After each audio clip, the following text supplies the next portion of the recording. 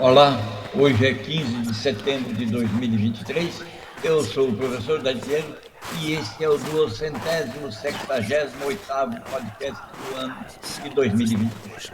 O tema de hoje é a convivência entre algoritmos, entre inteligência artificial, entre inteligência que aprende, enfim, entre todas as tecnologias colocadas à disposição do ser humano. O tema é essa convivência que os seres humanos, no dia a dia, naquela interação que você convive com ela, às vezes percebe, às vezes não percebe. Só a título de exemplo, quem decide se você embarca num avião ou não embarca é um algoritmo de inteligência artificial. Quem decide se você entra numa porta ou não, numa repartição pública, por exemplo, é o algoritmo. Bom, eu vou esclarecer como isso acontece. No momento eu quero que você já sabe, mas eu preciso lembrar de novo. Estamos levando os nossos podcasts a partir dessa série de inteligência artificial, de ética, inteligência artificial e tecnologia a um novo patamar. Por exemplo, nós já demos voz ao Juvenal, um personagem mítico que viveu no século I depois de Cristo e era um poeta satírico. Demos uma voz a ele. Criamos essa voz baseado em condições imaginadas, pensadas, e possivelmente o Juvenal, uma pessoa que viveu naquela época, poderia ter. Evidente que falava outro idioma. Em breve nós vamos estar falando, dando a voz do Juvenal o idioma que é necessário. Mas também agora avançamos e demos um corpo, demos uma imagem ao Juvenal. É a imagem que possivelmente seria dele no século I.